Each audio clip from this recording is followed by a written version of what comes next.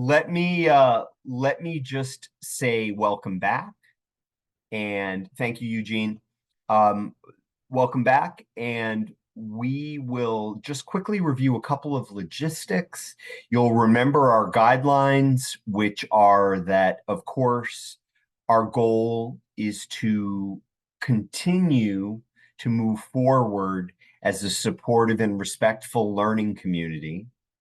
And our guidelines, of course, are that we want to be intentional about the language we use as we talk to each other.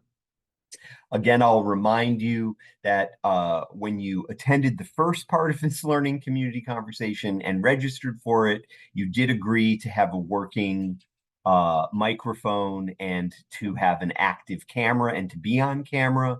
So I will invite everybody to activate their cameras who can. If you are having trouble with that, again, send me a private message and let me know. And I'm just glad that you're here. I'm glad you were able to make it back. Please do keep in mind and remember that this is the second part, the second 3-hour installment of a 2-part learning community conversation on group facilitation. Also, because we are a learning community at this particular moment of 27 people, please do remain muted unless you have something you want to say. And as I said before, I have no objection whatsoever to being interrupted. What I would ask, though, is if Kelly has the floor and is making a point, that nobody interrupt Kelly. And if there is something you want to add, comment on, share an alternate perspective, point of view, feeling, or reaction, feel free to do that after Kelly or anybody else in the learning community has finished. Okay? So can everybody agree to those guidelines as stated? You can wave, nod, throw money again. Yes, excellent. Okay, very good, very good, very good. So those are our guidelines. And Eugene, good to see you. Thanks for activating your camera. So the other thing that I'll say too, folks, is that we are going to be together for 3 hours today. I am going to do my best to leave a little. We have a lot that I'd like to cover today, but I am going to do my best to leave a little bit of time at the conclusion or just before the conclusion of our conversation today so that you can actually complete the evaluation and be done with that at the top of the hour. So I'm going to do my best to do that. And I am going to ask that you please do complete the evaluation. Once we have that, we will send you a copy of the slides and we will send you your certificate of 6 credit hours for your presence and participation in the learning community. I did invite folks to take a quick look at, or a long look, or a glancing look, whatever kind of look you wanted to take, if you had the time to take it, of the article that I sent you. And I'm very curious as to any thoughts, any reactions, any questions, or any comments that you may have had about the article. And again, if I'm remembering correctly, and I believe I am, because it seems like only the day before yesterday we were in this learning community together, that the article is focused on group work versus case management being conducted in the group. So I want to open the floor to anybody who'd like to unmute and comment on their take, their thoughts, their reaction to the article.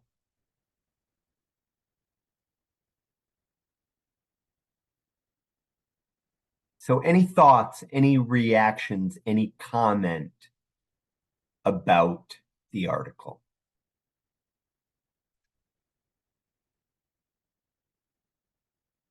There is another question I could ask that might expedite this conversation, which is simply this, and Lori knows what question I'm about to ask, which is, did anybody get a chance to look at the article? Lori says no. Brittany says yes. All right. Lori says no. That's funny you Brittany said that. and Eugene, you got a chance to look at it? That's what I'm about to say. I'm looking for it now. I can't find it. Okay. It was emailed to everybody, as far as I know. And you know what I may ask is that looking now, Michelle says, not a problem. What I may ask is when my colleague Tree Chapel sends the slides, I might ask Tree if she can add the article again too. So in case people are finding it difficult, yep, share the file in the meeting. Okay, okay.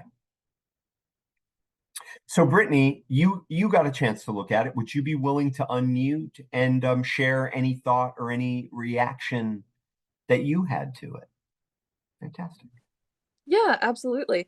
Um, I was really surprised reading it because what I had been doing was the social work, which is the social work is focusing on the individual and their individuality Hmm. and not focusing on the group as a unit.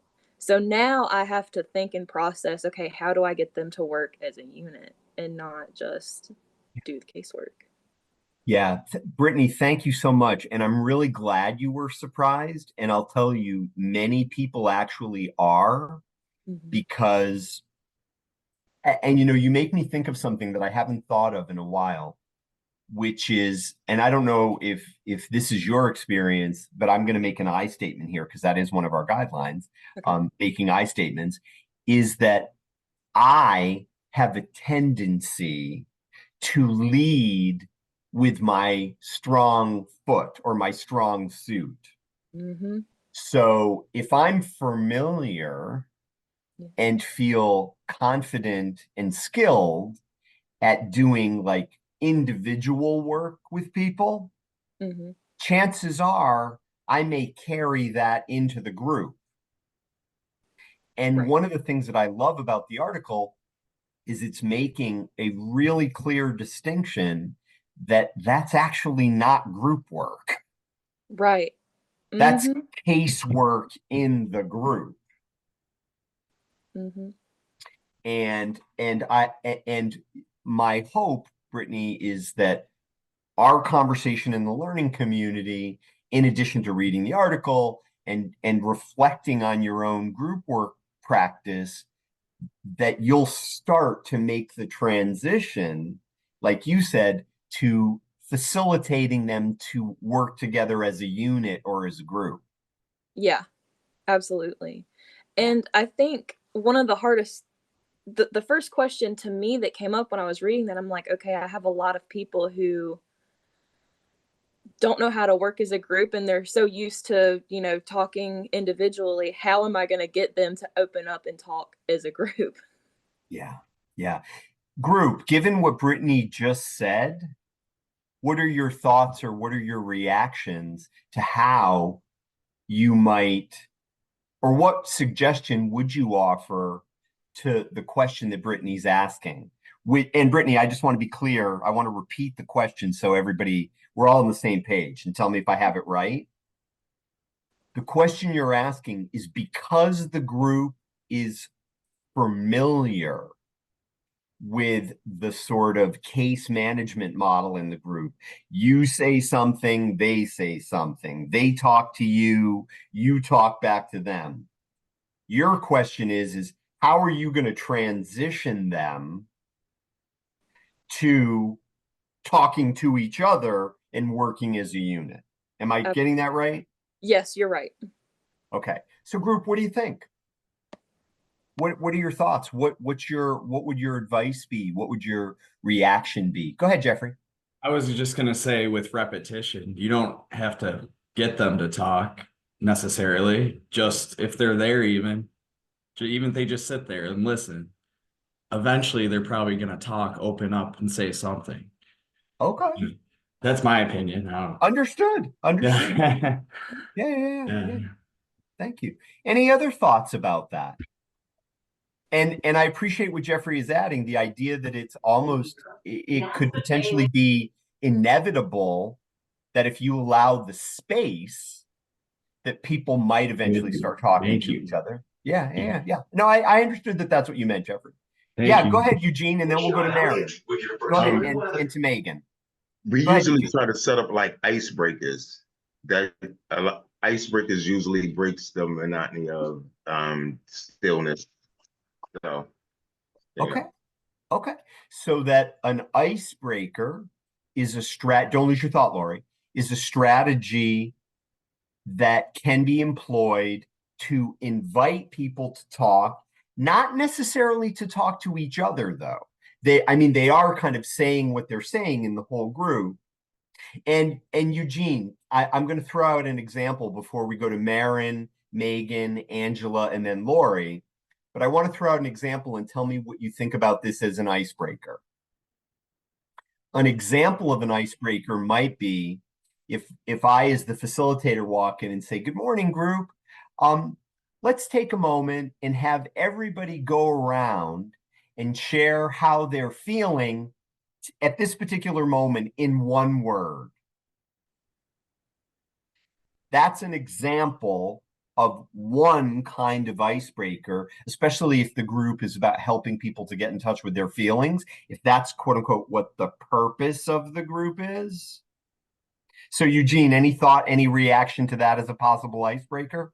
No, that's exactly it. Like I would bring something like that to the table, whereas they have to report back on another individual that they met, probably. Um, Even after opening up the group, you don't have to jump right into an icebreaker. Right. But after opening up the group, like I have seen you do some, you want everybody to get up and stretch, and it can make them feel warm and ready to open up. Yeah.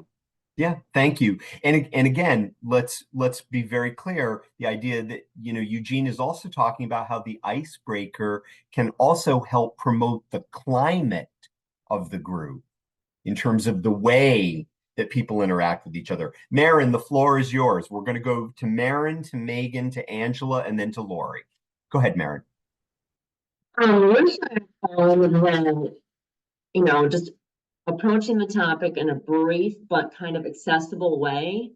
And that's hard to even describe what I mean about that. I guess like brief and like, sometimes alluding to my own experience, in a vague way, and then opening the floor with those open-ended questions. And if I can just get one person to open up, that sometimes there's that domino effect. But I've had the advantage of a lot of the group members already knowing each other. So I haven't really had that cold start. And that, certainly with people knowing each other in advance, but sometimes people are, it's still just closed off. And I think that the facilitator, even if people know each other, have a great impact on that just by, I don't know, exuding warmth and empathy. Absolutely. Thank you so much, Marin. So we have this idea of allowing space for people to talk. We have this idea of offering icebreakers, and we have the idea of the facilitator briefly commenting, succinctly commenting, following with open-ended questions, and also modeling the climate and the tone and the warmth as well. Excellent. Megan, what do you think? What would you add to the table? I definitely agree with everything that's kind of been said already. Another aspect that I've utilized in a lot of my groups that I've found very beneficial to help keep it group focused is like utilizing the open-ended question of like, I see some of our bodies reacted to what was just said. What are we feeling? Or even taking, say, the topic and making it a more broad topic and be like, hey, like this is a really great example of an experience. I wonder who else got into a fight with their sibling this past week or whatever it be. So those are two ideas as well. Fantastic. Thank you so much, Megan. Angela, the floor is yours. Good morning. Good morning. So I only got to skim the article, so I apologize. I didn't read it very thoroughly. But what I took from it, and correct me if I'm wrong, that one of the differences between group work and casework in a group is casework in a group, even if everybody's engaging, if they're focusing on one person or one person's issue, then that's group work. Whereas, I'm sorry, that's casework. Right. Whereas if somebody brings up an issue and everybody participates, but they also recall their own experiences, what they've learned, how they felt, then that's more group work. Yes, and it's a really interesting point because it touches on kind of what Megan mentioned earlier, the idea of observing nonverbal behavior and also looking for common themes that are happening with several people as opposed to just one. So it becomes a group exploration as opposed to Megan's telling us a problem that she's having, and we're all acting as case managers to help Megan solve her problem. That's And- that is another example of casework in the group, where the group members also become case workers. And I found that when others share their own experiences of similar problems, the initial person who brought up the problem finds support that they're not alone. Yes, it decreases their isolation, and that's different than being problem solved. Right. Very different. Yeah. Thank you so much. Lori, the floor is yours, and then we're going to go to Sierra. Going back to answering Brittany's question, it Yeah. would just be like transparent and say, I realize I've been like the expert here in manipulating or not manipulating, monopolizing the group. And I like to change that and let you guys lead the group. And so I'm going to step back and let you guys do that. And, definitely use the other things that were mentioned in that, to kind of guide that, but just be transparent and let them know, like, oops, I've learned, I learned, so now I'm going to do better and have you guys, this be your group. Just be transparent and honest.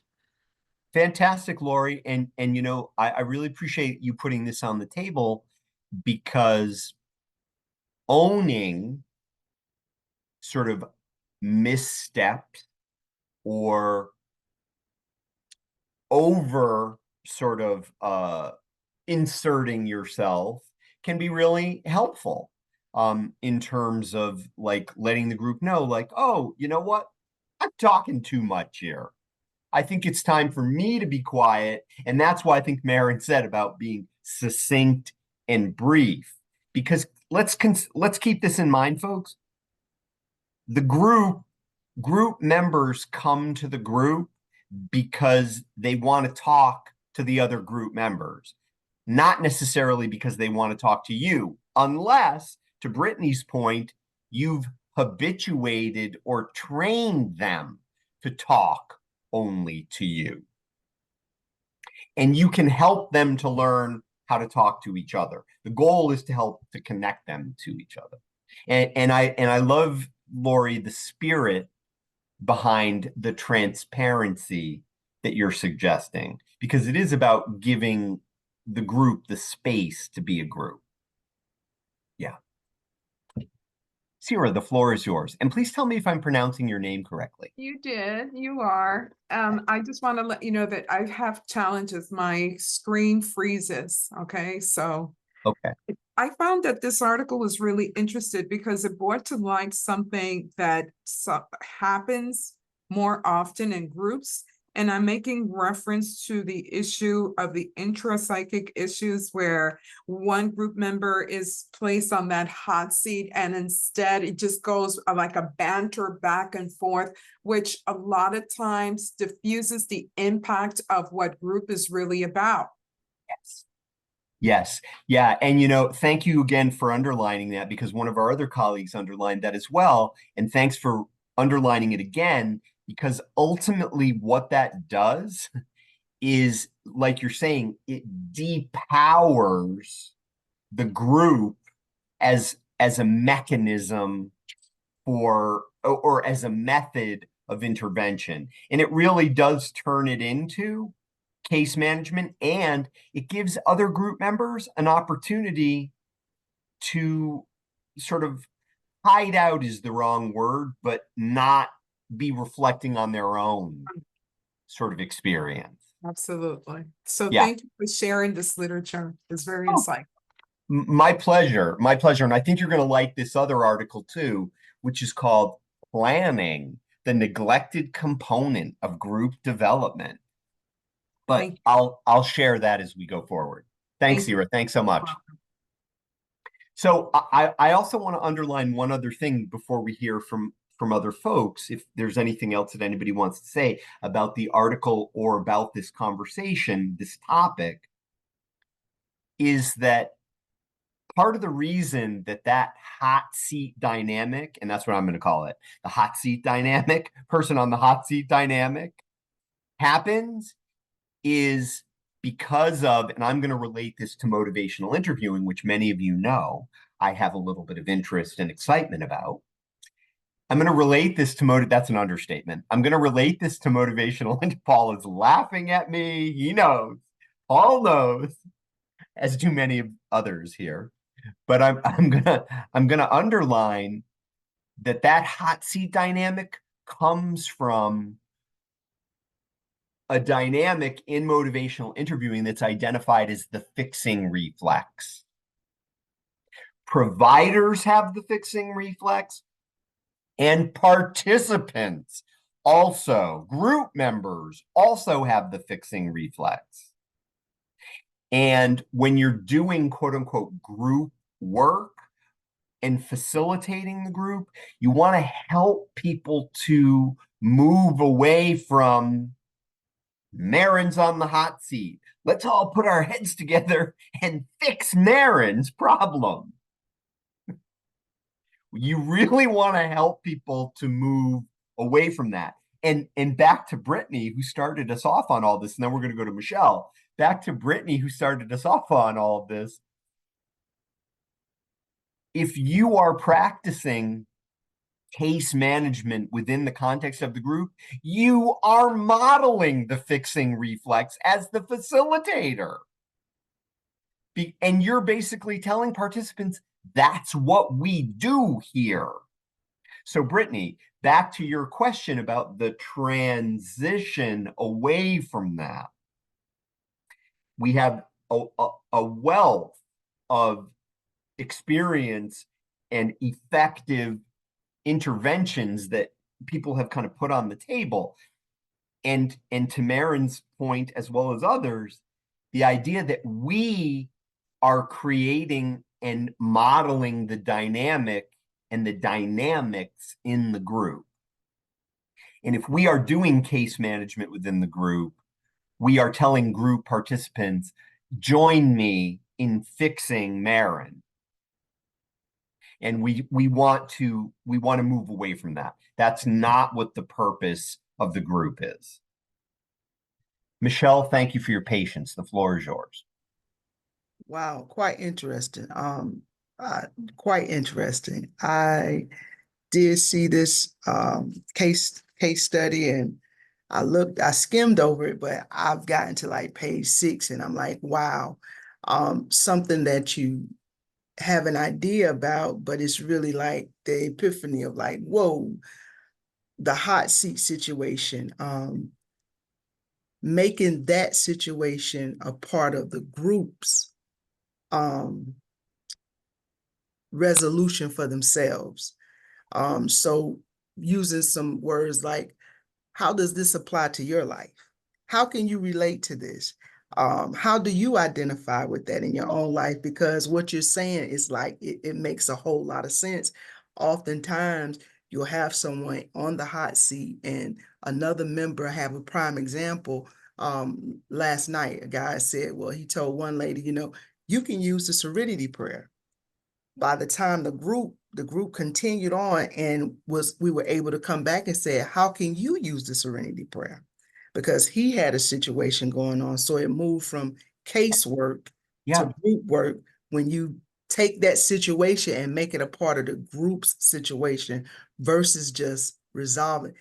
That is the most simplest thing, but the most profound that I've heard in a long time. Thank you a lot for that. It shed a lot of light on my situation as a counselor. Thank you. You're welcome, Michelle. I'm so glad. Yeah. And you know, Michelle, you made me think of a very concrete example where, and I want to play this out. So let's say that, you know, we're in a group, and I think I mentioned to folks, I talked to folks about one of the groups that I developed and facilitated for 3.5 years, the newly diagnosed group, where people who were newly diagnosed with HIV. So let's say somebody comes into the group and they say to the group, well, you know, I was at a bar last night and I met this person who I was really attracted to, and we started talking, and you know, he said to me, you know, why don't you come home with me? And I felt like a deer in the headlights because I wanted to disclose my recent diagnosis, and I was afraid if I disclosed it that he wouldn't want to go home with me. So that's what the person says to the group. Now, you could go down two very distinct paths there. And imagine one path could be the case management path, which wouldn't be group work, and it would be a waste. But as a case in the case management model, and Brittany, I'm thinking of you as I say this, in the case management model, the facilitator might say, well, you know, what did you ultimately decide to do? And, you know, it's really a good idea for you to disclose your HIV status before you go home with somebody. So the facilitator engages in a one-on-one exchange with that person, quote unquote, offering advice, education, or wisdom. And then the group members follow, well, if I would have done this, or I would have done that, or you should do this, or you should do that, right? So that's one path. That wouldn't be group work. That would be fixing Marin. Okay? That wouldn't be group work. The group, if you're facilitating that group, you might say something like, group, fear of rejection can be a really scary experience. And then shut up and see, brief, Marin, concise. How'd I do? That was pretty brief. And notice it was framed as group. And then I'm reflecting the theme. Rejection, fear of disclosure. And then see where that goes in the group. Rafaelina, thanks for your patience. What did you want to comment or say? Okay, I just got a question. Can the facilitator suggest to that person talks to the counselor in private about it? On their one-on-one to just to go back to the topic of the group? They could, and that would probably be case management in the group, and you'd probably be throwing away an opportunity for the group to focus on a theme that's relevant. If what they're bringing up isn't relevant to the group, because remember, groups have purposes, folks. This group that I'm telling you about was a group for people who were newly diagnosed with HIV. So clearly, disclosure, relationships, connecting with other people post-diagnosis were very relevant to the group. So very related to what everybody in the group might be saying. If, Raffalina, you're referring to that it's a tangential topic, that it's not related to the group, I mean, it might just be something that you're not really going to be addressing in the group. But again, keep in mind, every time the group facilitator individually speaks to one person and not the whole group, you're undercutting sort of the idea that it's a group.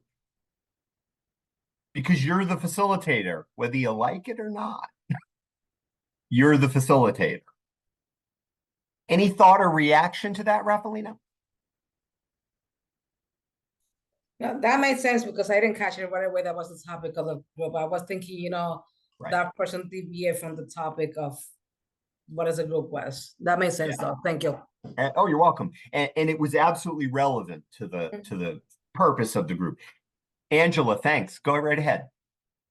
So if we don't want to call on somebody in particular, how do you then prompt somebody to get involved? Sometimes I have people that are just sitting there, and it's okay once in a while, but that consistently don't participate unless prompted. So is that appropriate? Absolutely. And again, you try things out, and there's a way to do it, which is that you can gently say, and I'll give an example.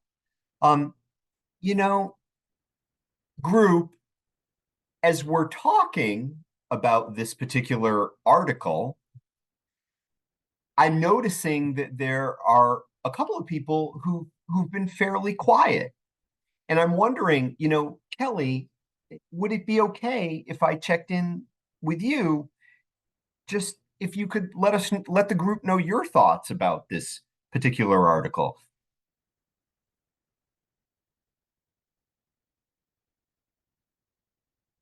Kelly Staples? Yeah, I didn't get a chance to read it. But I appreciate it. Fantastic. Not a problem. It's always there, Kelly. And the sheer fact that we're talking about it, that we're in the learning community talking about it, is kind of getting a Cliff Notes version which is fantastic. So depending on your relationship to the group, Angela, to answer your question, you can gently invite people, and they can pass or they can speak up. And again, Kelly said what she said. Thanks, Kelly. Kelly said what she said, and I can make a group reflection. Kelly's not alone in this. There were probably other people in our learning community who didn't get a chance to really look at the article. And, it's there, and we're talking about it as a learning community now. And I'm wondering if anybody else has any thoughts or reactions to it. So, yes, it's perfectly okay to gently invite people. And I'm going to give you a practical suggestion if you're open to that. Would it be okay if I offered a practical suggestion? Are people okay with that? Okay. And you can take you can take this for what it's worth for you. I think I mentioned to you that my mentor, Dr. George Getzel, used to say to me, "Hey, Paul, every time before you do a group, oil your neck." And I was like, what does that mean? I think Paul knows what I mean by that. He would say, oil your neck, because that means you're always scanning the group. You're always watching. And I don't know if it was Brittany who said this, or if it was Megan who said this, or if it was somebody else.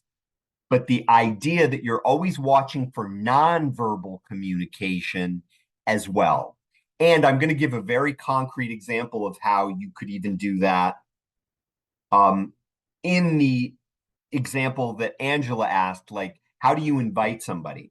I might say to Kelly, Kelly, would it be okay if the group checked in with you about your take on the article.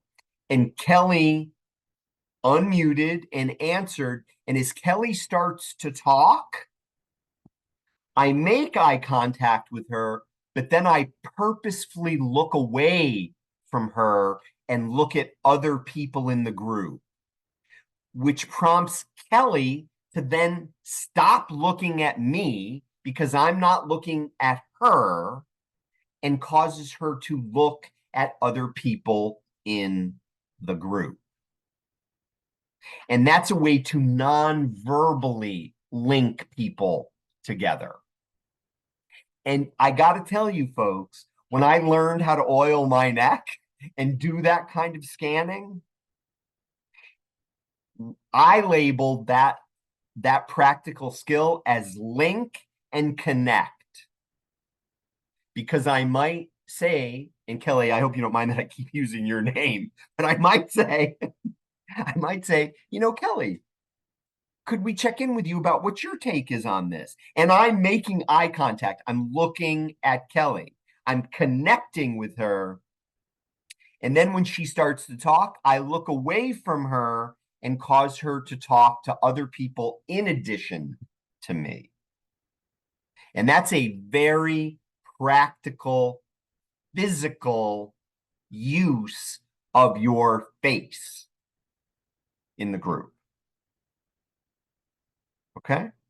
And to Brittany's point, when you start to do that physically, Brittany, with your eyes and your body language, you are non-verbally communicating to people, Kelly, talk to everybody in the group, not just me.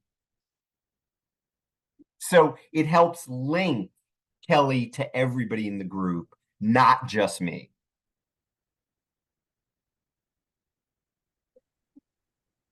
Any other comments, thoughts, reactions, reflections about the article?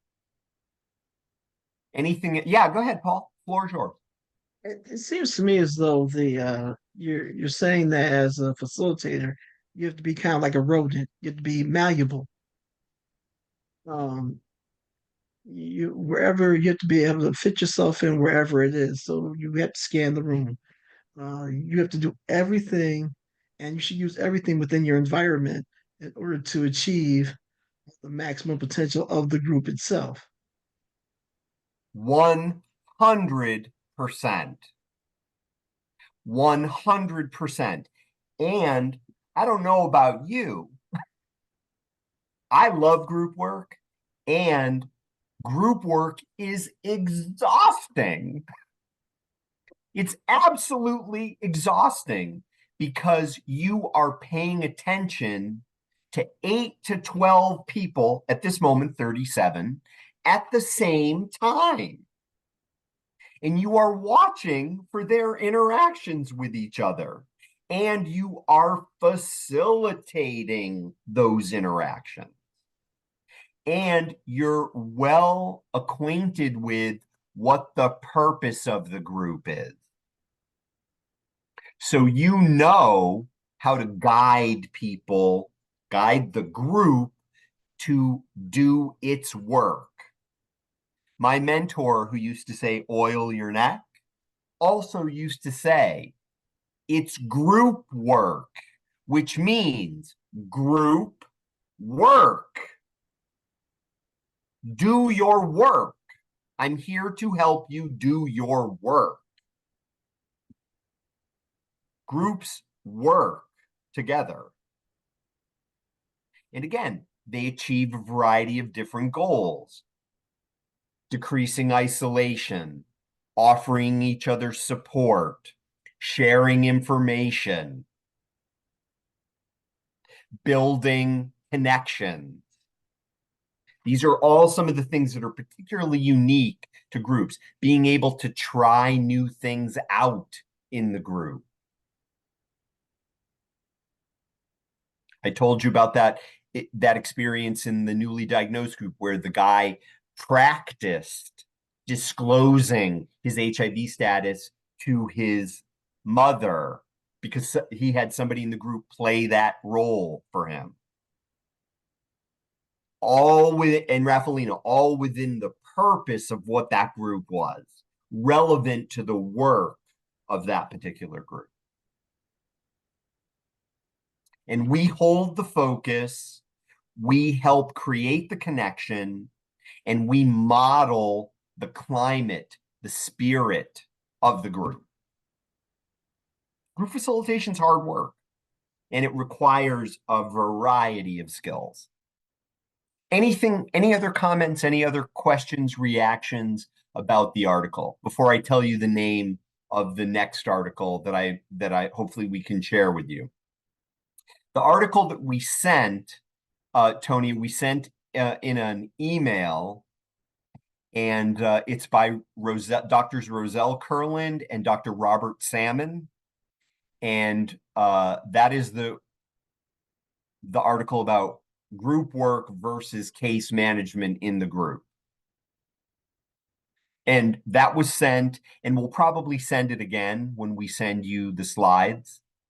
We'll send it again. And the next article, which is written by Dr. Kurland alone, which I think, and I still have my paper copy from 1998 that has all my original notes and highlighting in it. I still have it because it's such a good article, is called Planning, the Neglected Component of Group Development, and it's by Roselle Kurland. And we'll either send you that title or we'll send you the article or a link to the article as well. And again, I want to acknowledge, group, that articles don't work for everybody. And that's why we're talking about it too. Because sometimes just reading an article isn't enough. You need to be able to flesh it out and talk about it. Yes, and sink your teeth into it. Absolutely, Jeffrey. Absolutely. Yeah. Yeah, go ahead, Dorma. Go ahead, please. Can't hear you. You're unmuted, but we don't hear a word you're saying. Still can't hear you. Nope, can't hear you. If you can put it in the chat maybe, or figure out your microphone. Okay, all right. All right. So any final thoughts, any final reflections about that? Okay. Just letting you know, and I'm telling you something I'm just repeating something you already know, but I'll say it anyway, which is that there is a robust literature available on group development and group facilitation. Robust. And anything written by Doctors Roselle Kurland and Dr. Robert Salmon and Dr. George Getzel. Again, I've read a lot of their stuff because they were actually my professors and mentors. But anything written by them, I have found, and again, I statement here, I have found particularly useful. Okay? But there are a variety of other articles and textbooks. In fact, for those of you who are interested in like books, Dr. Salmon and Dr. Kurland wrote a textbook about how to train group work, how to teach group work. And it's a wonderful, wonderful book. I don't remember the exact title of it, but it's actually a book that they wrote that I've read a couple of times because I used it as the outline for my curriculum when I taught group work. But their book is really, really comprehensive. It's a short book, but it's very comprehensive. And it's about how to teach group work. And it can be helpful if you're just wanting to read something about group work. Perhaps during the break, I may be able to find the title of that book. I'll look, see if I can find the title. And if not, we'll figure something out for you. Okay, I'm going to share my screen again. And we're going to pick up where we paused last time. And if you confirm for me in the chat that you can actually see the slide and see me at the same time. And you can just type the letter Y just to confirm that. You just want to make sure that people can see the slide. And I believe you can see me at the same time. Okay, excellent. Very good. All right. So the importance of group guidelines and/or agreements, expectations, rules. Now, before I advance the slide and let it reveal what I would attribute as the importance of group guidelines, I want to ask 3 people to unmute. And Dana, maybe we could start with you. And again, if you want to pass, you're more than welcome to. But I just want to throw it out to you. If you were going to make a statement about why group guidelines, expectations are important, what would you say? If you were trying to explain to somebody why we should have them, why we need to start with them, what would you say? And I think Dana is in the process of unmuting. I could be wrong. No, I'm right. My Roomba, whatever it's called, the vacuum thing. So sorry, my sound is a little not very good right now. She finishes in a little while. So say it again because it's kind of muted. Yeah. Understood. Yeah.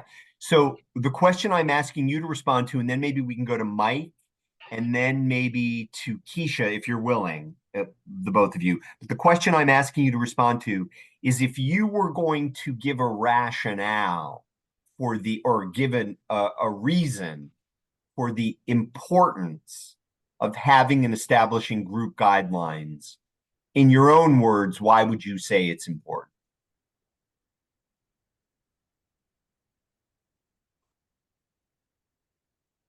Why is it important? Yeah, to establish and have group guidelines. Well, I think it is important, but you're asking why is it important? I liked whoever said yesterday, I wrote down, it had to do with, where was it? Egalitarian. Yes. And so everyone is considered equal. And I think setting guidelines, kind of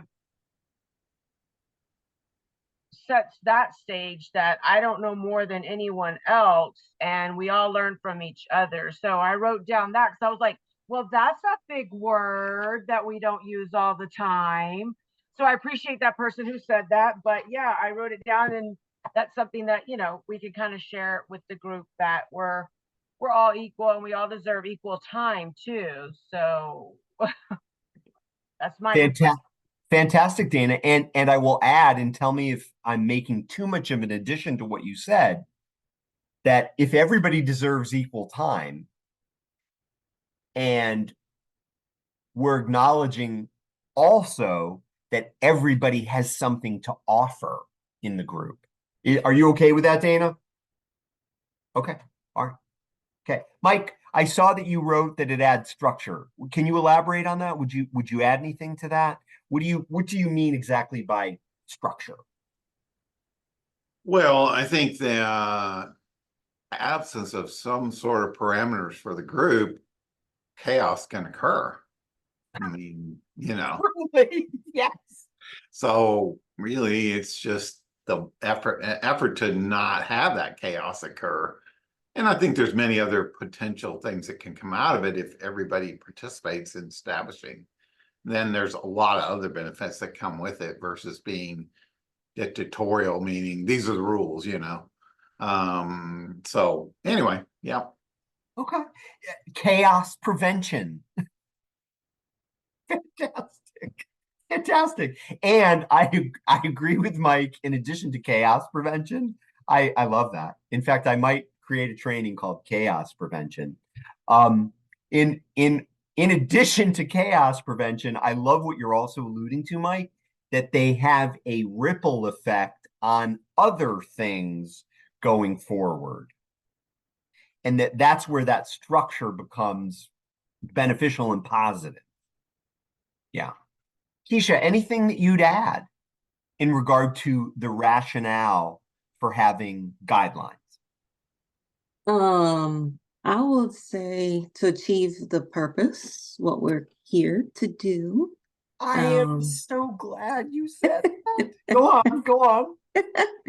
To achieve the definitely what we've set out to accomplish. And so that you have, and that's the reason why meetings have to have an agenda. So you have a list of things to cover so you don't lose track. And, you know, a lot of us, we can babble on and on and on, and also to maintain time, to keep that time. So, you know, if we meet once a month or depending on how often we meet, we want to accomplish what we've set out to do. And that's where purpose comes in. Fantastic. And Keisha, you really do prompt me to want to ask a follow-up question to the larger group, and I'm going to, and I want you to know that this question that I'm going to ask the larger group is absolutely inspired by what you just said, because I think you read my mind. So perhaps today is a good day to play the lottery. I don't know. Maybe. You're a great teacher. You're a great Well, teacher. thank you. But you read my mind. And before I share this question with the larger group, I just want to ask, is there anybody else who wants to comment on the rationale for establishing and having group guidelines? Is there anybody else who wants to add anything to what Dana, Mike, and Keisha said? Yeah, go ahead. Sierra, go ahead. The floor is yours. I would say that similar to a classroom setting where teachers have to practice the established rules and guidelines and expectations, we have to do that as well. And especially like for the first 3 sessions, so that, you know, those values and guidelines are received and are subsequently applied.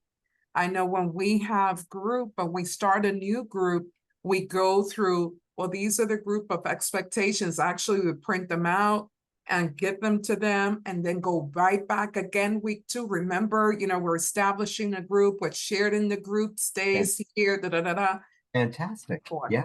Yeah. Yeah. And I'll throw out, based on my own experience in regard to what you're saying, there are times, depending on the group, that I invite the group to read the guidelines out loud. Every single group. That's the ritual of how the groups start. We review the guidelines. Yeah. And it does create, Cherie is saying that it creates a cohesiveness, and that is true as well. Anybody want to add anything else in terms of group guidelines? And then we're going to get to the Keisha inspired question. Here's the Keisha inspired question. This is open to everybody. Keisha made a very relevant connection between the group guidelines and the group purpose. You established a very strong link between those two. What's the difference between the two? What is the difference between the group guidelines and the group purpose? Inspired by Keisha. What is the difference between the group guidelines and the group purpose? Because there is a difference. Go ahead, Eugene. Yeah, the purpose of the group might be the reasoning why we have in a group, and then the guidelines are sort of the rules of the group. Right. Okay. Yeah. Sierra, did you want to add something? No, I was just going to reiterate the same thing. One is, you know, the focus, and the other one is the expectations of the group, you know, the standards, the norms, the group norms. Yeah. And people are writing in the chat, the guidelines are the roadmap to get to the purpose. I love that. I love the imagery of that. And the idea that the purpose frames the reason for the group and what we're going to do in the group, and the guidelines outline how we're going to do that in the group, how we're going to be with each other in the group in order to accomplish the purpose. In order to accomplish the purpose. Lucian, go ahead. Did you want to add something? Yes, I was going to say what we are there for to accomplish the the the purpose. Yes. What exactly? And so well said. What we're there for, what we want to accomplish. Absolutely. Absolutely. And keeping in mind, folks, based on what Lucian just said, if you're not clear about the group purpose, how can you facilitate the group? Because facilitation is about guiding the group to accomplish the goal or goals of the group. So I want to underline how critical the purpose and the guidelines actually are to the facilitation of the group. So Lucian, thank you for pointing that out so clearly and so sharply in regard to the importance of the purpose. Okay? Thank you. Yeah, thank you. I'm going to share my screen again, and I'm going to underline. Good morning, using, John. How are you? Good morning. Somebody is Okay. is Have unmuted. any time where I could get my Yeah, I just muted Sarah. She's taking a call. Excellent. So I'm going to share my screen. We don't need to participate in Sarah's call. I'm going to share my screen and just review these points. And again, following our discussion. So certainly group guidelines offer and provide and hopefully establish and maintain safety.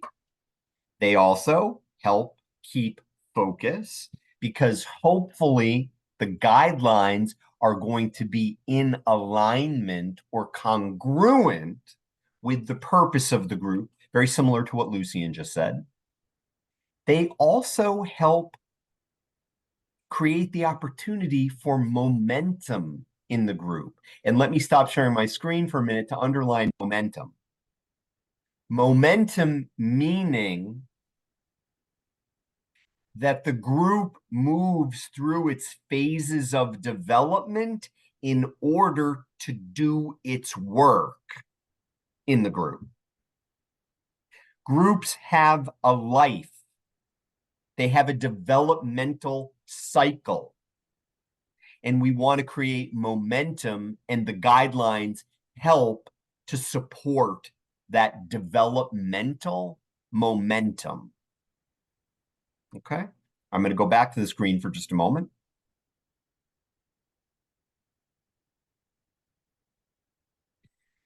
And we've already touched on some of the other reasons and the importance of having group guidelines. Now, I will also just advance the slide for a moment, but I will also ask you to consider, and I'm thinking of Mike as I say this, because Mike, you alluded to this in terms of chaos prevention, that that as the facilitator, we want to proactively prepare what we think may be essential guidelines for a particular group.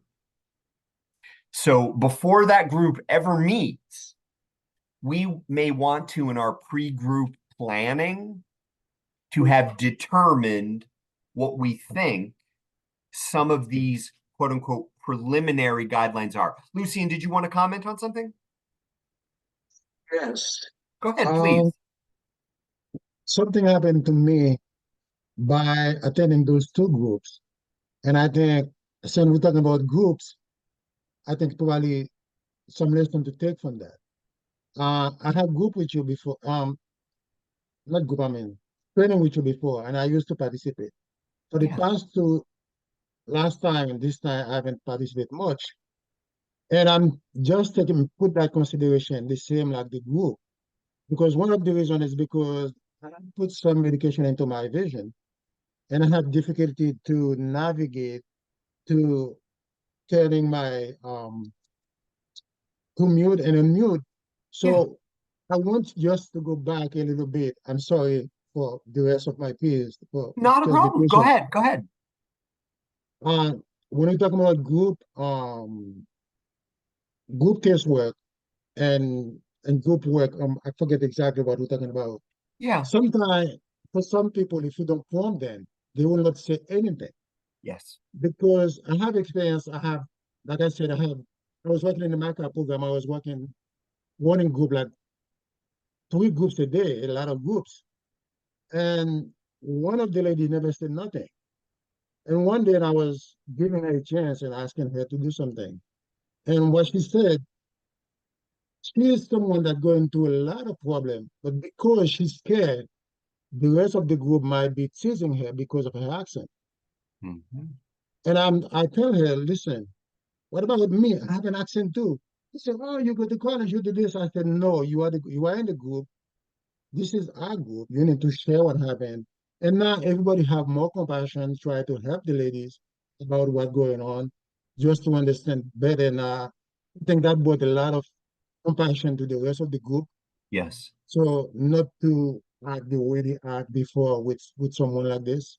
So Yeah. I'm just want to share that because I've been there, don't say nothing. I'm listening to everybody because I have a problem myself, and that come to my mind. I'm sorry for all that talking. No. Thank you. Thank you very much, Lucian. And again, I want to underline that there can be a variety of reasons why people in the learning community or in the group may not jump in, Yes. why they may not share what they're thinking or what they're feeling or what's going on. And that's a pretty normal experience. And Lucian, let me just say thank you for jumping in and sharing your experience because it invites other people to do the same who maybe they're not worried about the same thing you're worried about, but maybe they're worried about something else. So you took a risk, and that gives other people hopefully support and courage to be able to do the same thing. To your point and your question about group work versus case management in the group, let me be very, and Sheila, don't lose your thought. Let me be very clear that it can be group work by inviting a person who hasn't said anything to comment if they want to. As long as it's an invitation, you draw them into the conversation, give them the opportunity to exercise their autonomy because they may or may not want to say anything at that particular moment. Okay. And that as long as you take what they say and use it as a group sort of theme or element. And I'll just use your example, Lucian, because it's a beautiful example, and I'm glad that you shared it in the learning community. That there were your ability to mute and unmute was keeping you from jumping into the conversation. And you took the risk to unmute and to put that out because you wanted to go back to a particular point. And again, you're giving an example of how this is a safe enough learning community where you can ask for what you want and talk about exactly what you're experiencing. So thank you for putting that on the table and for bringing that to the learning community. Thank you. You're welcome. You're welcome. Sheila, what is your thought? What's your reaction? Comment? Yeah. I'm taking notes and I'm typing notes in, and I would like for you to, because I know when I'm facilitating a group, I noticed how safety was the first item on there. I do try to maintain the structure and the focus while I'm facilitating. Can you go into a little more detail about the safety piece? Because I just want to know if that's something that I'm covering or I'm addressing, because I do, part of my rules are, or the guidelines are, we don't laugh, we don't make fun of each other, we respect each other, we allow each other to finish our thoughts and stuff. Is that, or can you state some other things that I may need to be taking notes to watch for as far as safety? Understood. And you know something, Sheila? You are providing such a beautiful transition into what I'm going to ask people to focus on next. Thank you. Which is part of establishing safety in the group, folks, is you in the moment and how you're modeling in the moment. So you are, as the facilitator, the safety reference point based on your nonverbal behavior and your verbal interaction with the group. So you are first and foremost and remain from beginning to end as that safety reference in the group. That's part of what being a group facilitator is. So you do that by your nonverbal and your verbal interactions and how you model communicating in the group. So that's one thing. Two is the guidelines that you share and evoke from the group in order to achieve the purpose of the group. Again, going back to what Lucian said, so that we know what the purpose is and we can do that work together as a group in the group. So you want to walk in with some, what I call basic group agreements or guidelines. And in addition, and I'm thinking of Sierra as I say this, in addition to possibly reviewing them for the first three or every group, if they're printed out on paper, if they're hung up in the room, so that they are a visual reminder and an auditory reminder of how we're going to be with each other, therefore leading to chaos prevention, hopefully, in regard to what Mike is saying, and offering a structure. And I'm sure many of you are familiar with this phrase, that structure binds anxiety.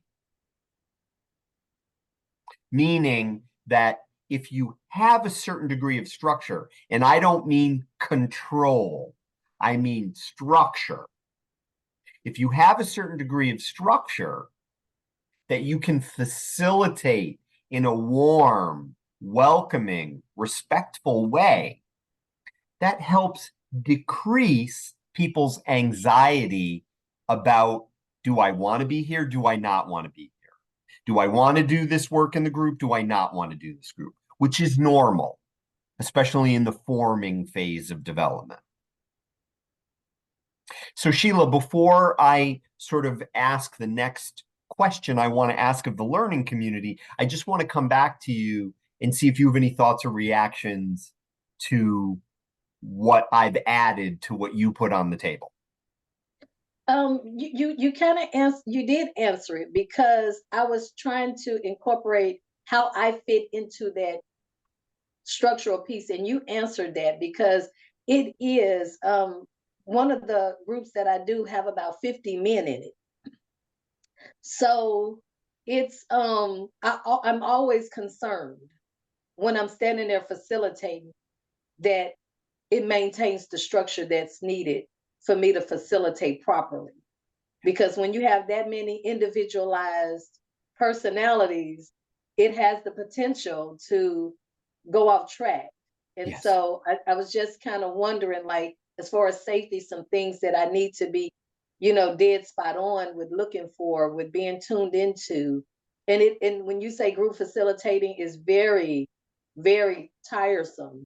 It's very stressful. It can be. When I'm doing it every week, it is very, it stresses me. Yeah. Understood.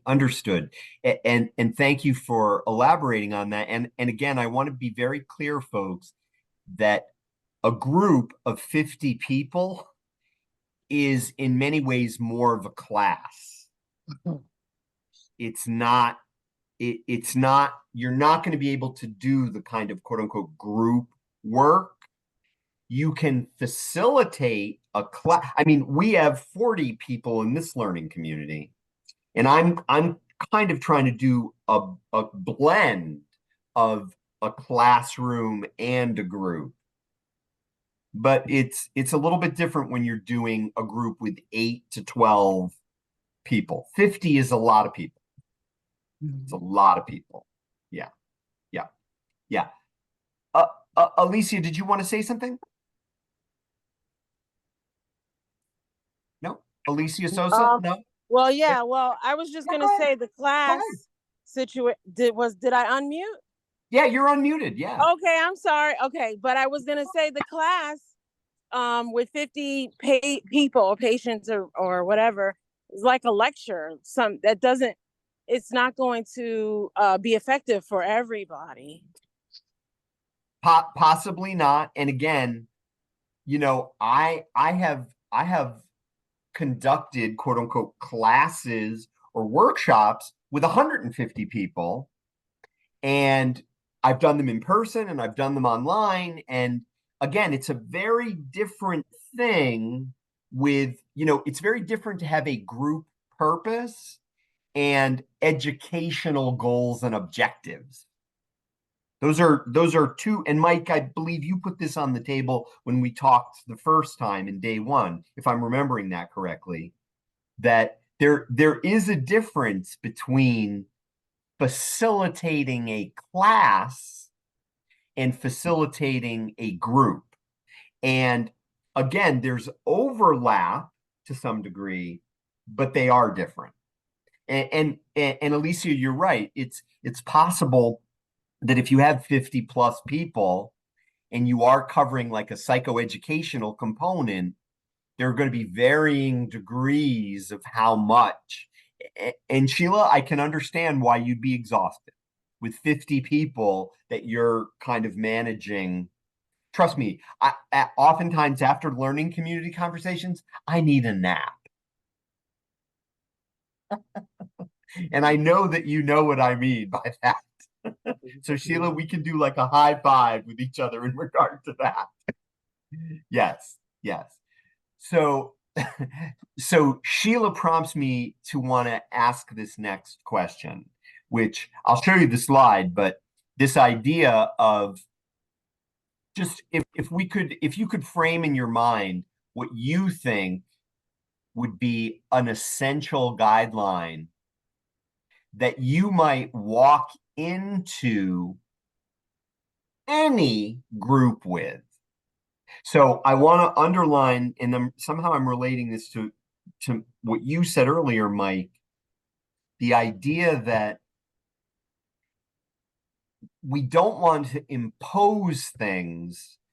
We do want to walk in with some basics, and then we want to invite the group to add. And Angela writes, respect for self and others. I could imagine that being a basic, that whatever group, any other group guidelines that people would identify. And if you could type them into the chat, no crosstalk, Lori says, okay? Or if you want to unmute, you certainly can. But it's kind of nice if you type them into the chat, because then if people want to collect them, they can. Use I statements. Yes. Yeah. Hey, that sounds familiar. Raise hands to speak. Yeah. No names. Yeah.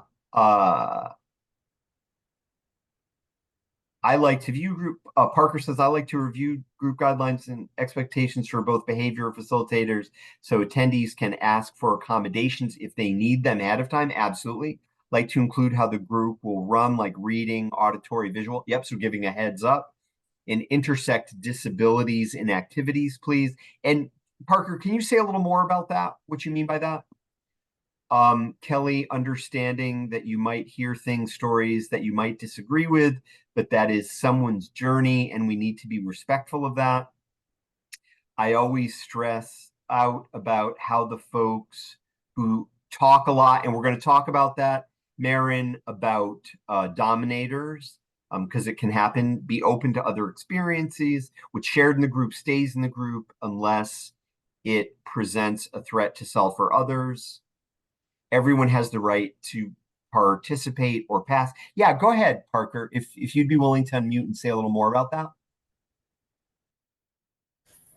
Yeah. So do you want me to talk specifically about like disabilities and Yeah, because you mentioned about the intersectionality of it. So if you would say a little bit about contextually what you mean by that. Sure.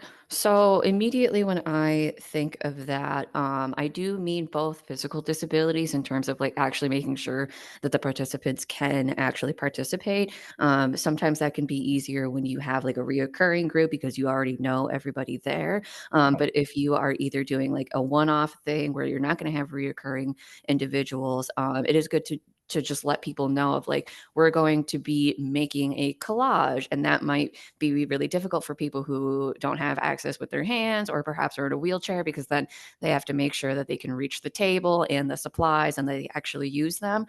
There is also the other part, because especially for myself, I have ADHD and probably autism or a little bit of the autism.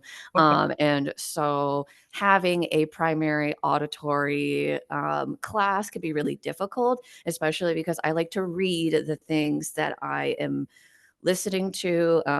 This class is really good. I have the AI generated captions on there, and I immediately asked for the slides so that way I could go back for it. And sometimes being able to include the way that the group is going to be set up in those guidelines helps people bring their own supplies as well. Of if the slides are not going to be brought, then I will take notes. If this is going to be an auditory thing, maybe I can record and play it back at my own speed and just things like that. Fantastic, and thank you. And Parker is making such a valuable contribution to our reflection on this, because a couple of things to keep in mind.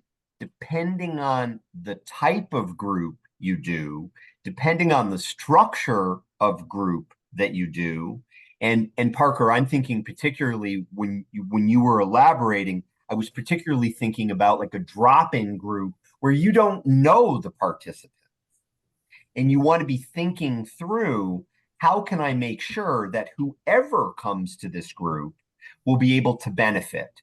And what I can tell you from my own learned experience in regard to this is there have been times when I have not effectively anticipated needs and I've had to make an adjustment in the moment. And it's allowed me to reflect on how I go forward in that particular case, especially in a drop-in context, because you don't know who may be coming. And if you create an activity, or I'm thinking of Eugene as I say this, if you create an icebreaker that's going to be inaccessible to somebody, you have to have a plan B, C, or D in order to make it safe and inclusive for everybody. I'll also add, Parker, and then if you have any reactions or response, please share them. But I'll also add that because I've had the opportunity to do pre-group interviews, and because I've had the opportunity to lead a group where everybody in the group had a varying degree, and my experience was with visual impairment. I led a group for people who were living with HIV and visual impairment. Did I mention that the last time we were together? I did. Okay. So because I had that opportunity, I developed my awareness about how that group needed to be structured or how we interacted so it was effective for everybody in the group. And to Paul's earlier point, one needs to be very flexible in adjusting. But I knew those people in advance, so to some degree, so I could make those adjustments. Go ahead, Parker. Was there anything else you wanted to add, or is any thoughts about what I said?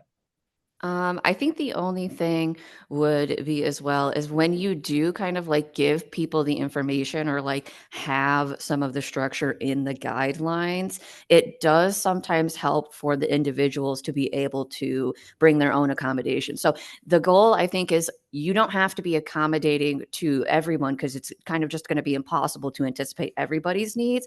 But you kind of talked a little bit on autonomy of like having people kind of approaching and joining in where they can or how they want to. And that kind of like goes in with the autonomy of, if I know the expectations of the group, I know it's going to be a talking group.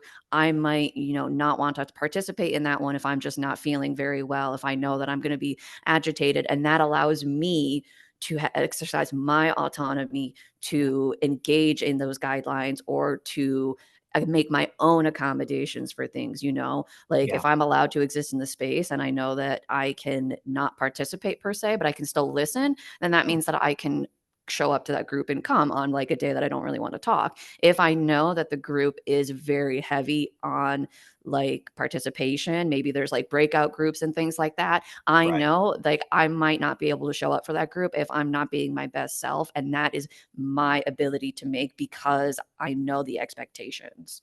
Understood.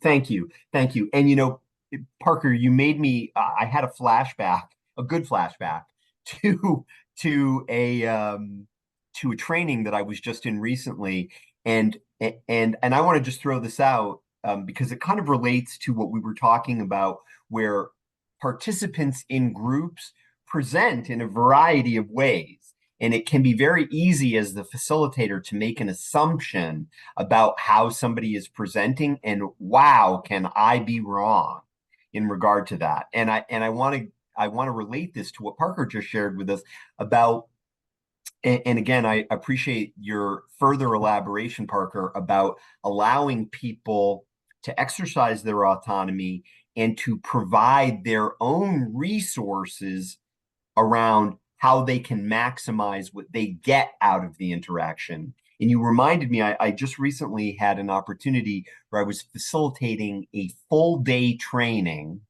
in Clifton, New Jersey, with a group of, I think, 35 people about motivational interviewing. And it was in person. And there was a gentleman in the group who I observed from where I was presenting from, because this was an in-person, and he seemed to be writing and drawing the entire conversation, and it was multi, some of it was lecture, some of it was large group discussion, some of it was small group work, some of it was working in pairs, and he participated in all of it. And as I was walking around the room, as small groups were working together and stuff, I noticed that he was drawing the entire time. And it really struck me because he participated verbally several times in the conversation, not as much as some and not as little as others, but several times. And it was very clear to me, based on what he said, that he was following very closely to what we were exploring at that particular moment. And I share this because clearly his learning style involved him doing something at the same time that he was hearing what was going on or listening to other people in the room. And it was very exciting for me to realize that, because no two people learn or take content in or reflect on their experience the same way. And that's going to happen in your groups too. There could potentially be a person in your group. Oh, and Parker just added something in the chat. Let's read that. even for things like having to decide if someone needs to bring their hearing aids, service dog, reading glasses, where they may not need them in all settings. And those are things you as a facilitator cannot provide truly. I think most disabled individuals prepare for the worst, so it does help them to know beforehand. Thank you. Really good to know. Keisha writes, check if they can hear and see the tone inflection. They can hear if you are tired or sick of your voice, as well as your slides, the facilitator, mic available or not, lighting makes it clear or understandable. Yes, absolutely. All of those elements. And again, not everybody learns differently, everybody processes differently. So just keeping that in mind, that you can have group participants who you could make the assumption based on their nonverbal behavior that they are not paying attention. And they could that just may be the way, quote unquote, they pay attention. Or maybe that's the degree of attention that they are bringing to that particular moment because that's where they are. So just keeping that in mind. And Lori, can you say a little more about that? I'm not exactly sure if I understand what you mean by that. Go ahead. I'm hard of hearing and I use captioning, and I have a cart provider, and I was in a training and they had us, it was actually a cultural sensitivity training. And it was all day, and at the end of the day, he broke us up into he's like, let's do an activity and go to the back of the room. And my cart, we were all set up in the front of the room. I sit in front of the room so I can hear. And I asked if we could just do it in the front of the room. And after an all-day cultural sensitivity room, he told me, no, you'll be fine without it. Go to the back of the room without your cart. So yeah, just like don't tell people what they need or don't need when they let you know what they need.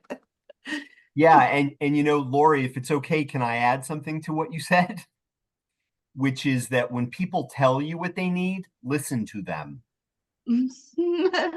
Listen, yeah. Thank you.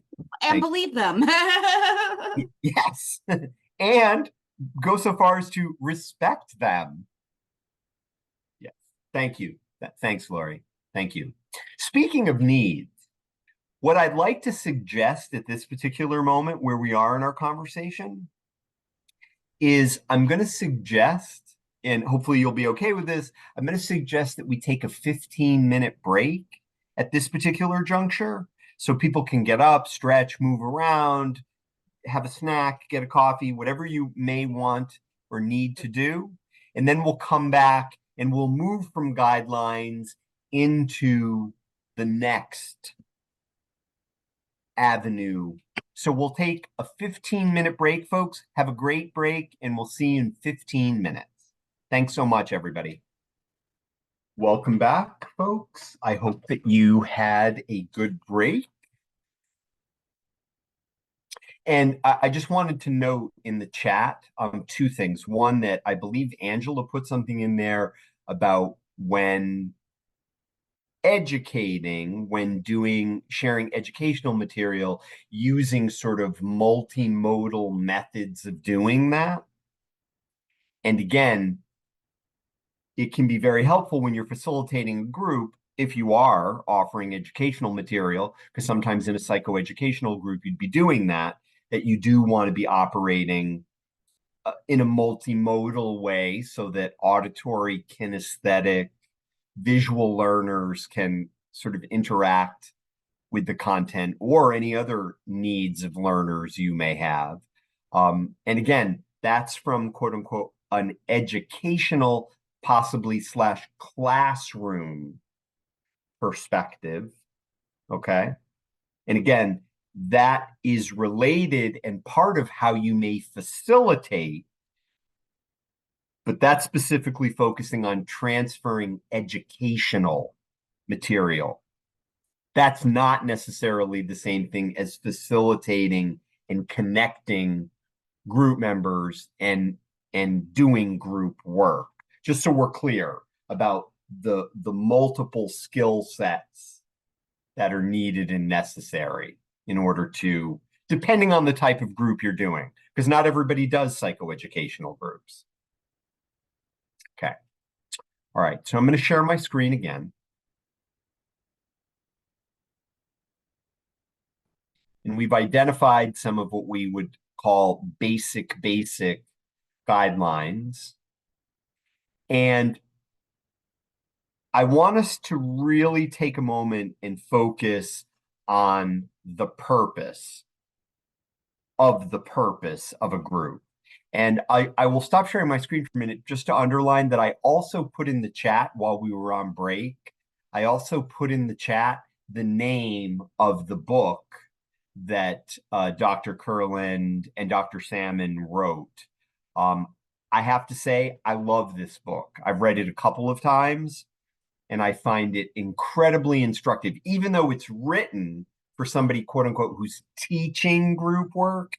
It's a great way to have a deeper understanding or depth of understanding in regard to group work. So I also wanted to share that with you as a resource as well. And I found the title and the year of publication. So just so you have that, it's in the chat. So we've identified, Lucian and others have kind of connected the guidelines that we have that give us guidance and direction and a reference point as to how we're going to be in the group. The purpose defines the work and the focus of the group. So if I were going to say if I were going to qualify our learning community, if I were going to describe our learning community as a quote unquote group, okay, I would say that this is a time limited, closed psychoeducational group with the purpose of exploring and focusing on group work. The expectations are that group members, people in the learning community, will offer mutual respect and explore the method of group work and the practice of group work within the frame of a respectful and safe learning community. Some of the guidelines are that we make I statements. We participate to the degree that feels appropriate and right for us. And we share the space so that anybody who wants to comment and interact is welcome to do so. So if I were framing our learning community as a group, that would be the type of group, that would be the purpose of the group. And the guidelines are there to help carry out that purpose. Okay? So, the purpose of the purpose. Why are we together? Well, we're together because we are exploring the method of group work and the skills associated with facilitating this method, and to draw a distinction between group work versus doing case management within the frame of a group. And what are we doing while we're together? The purpose defines that. And what are we getting out of being together? The purpose also can include that. And it keeps everybody on track, focused, and intentional. And I'm thinking of Mike as I read that bullet. I could also add, it prevents chaos prevention or distractions. So just being very clear, and you are going to get a copy of these slides, is that the purpose of a group has a purpose. There's an intention behind it. And the other thing that I want you to keep in mind, and I'm going to draw a parallel here to the practice of motivational interviewing, is that when we're practicing motivational interviewing, we are guided by the identified behavioral change goal. Everything that we do when we're engaging in the MI conversation is around exploring the motivations and resolving the ambivalence around that behavioral change goal. Okay? The parallel to that in terms of group work is that if we are facilitating, leading a group, everything we do as the facilitator should somehow relate to or come back to the purpose of the group. So you can literally ask yourself, and I'm thinking of Eugene as I say this, if I'm going to do an icebreaker in this group, does this icebreaker relate to the purpose of this group? If I'm going to do a psychoeducational presentation, if I'm going to share content in this group, is the content that I'm going to share related to the purpose, the work of the group? And if it's not, group facilitators, please ask yourself, why are you doing it? Because if it's not related to the purpose, if it's not helping you to accomplish the goal of the work and the goal of the group, it's distracting from the work of the group. And as Paul said earlier, and I couldn't agree with you more, Paul, and that's part of why I love group work, is that it requires so much flexibility and so much clarity around what the purpose of the group actually is, because all kinds of things, remember that roller coaster ride that we talked about in terms of facilitating groups? All kinds of things can happen. And as the facilitator, you want to be scanning the room and you want to be able to adjust your facilitation to maximize the focus on the purpose and the work of the group. And to be quite honest, and again, I'm thinking of Eugene as I say this because I remember in day one, he talked about using a manualized, getting that manual of how to facilitate the group on the bus, and then reading the manual on the bus and then stepping off the bus and facilitating the group. Even in a manualized psychoeducational curriculum, you are still going to have the flexibility and the command of the curriculum to be able to go on the journey and stay focused on the purpose of the group. I cannot emphasize the importance of the purpose of the purpose. So if you are currently doing groups and you're not sure of what the purpose of the group is, pause, reflect, consider, what is the purpose of this group? Why are we doing it? And what are people getting out of it? What's the intention of people to get out of it? I'll give a concrete example.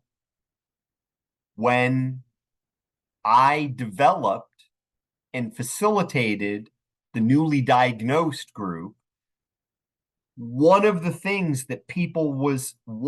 several things people were supposed to get out of being in that group, which I tried to anticipate in the development of it, was a decrease of their feelings of isolation, a decrease of their feelings of being stigmatized as a result of their diagnosis. So when I prepared the written handout that people got, it said the title of the group, the purpose of the group guidelines and expectations. And we went over all of that during the pre-group interview. And we went over it all in the first group.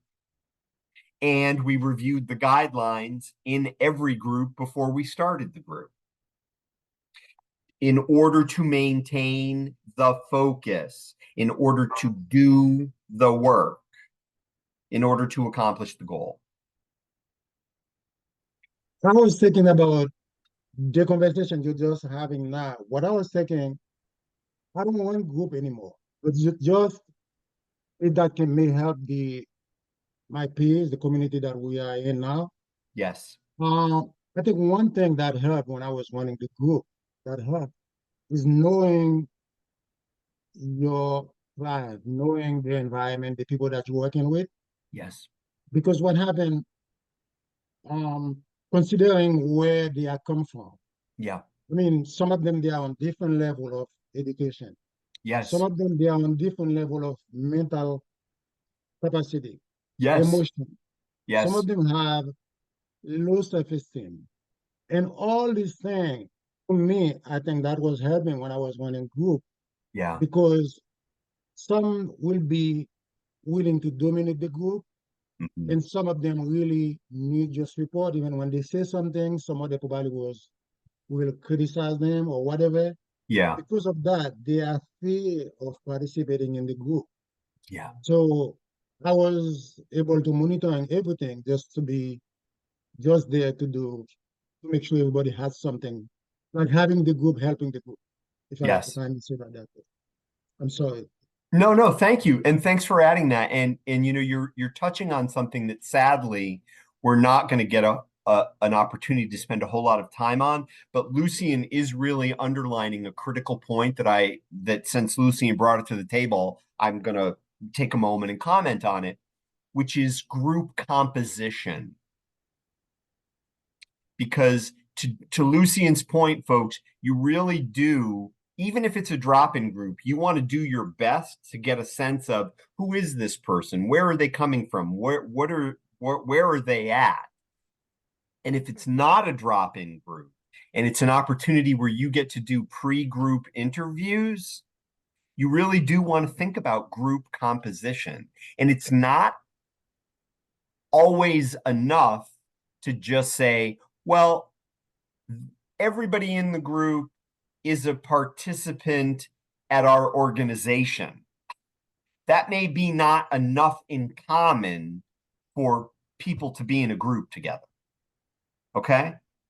So keep in mind that the purpose helps to frame the composition. Not a problem, Paul.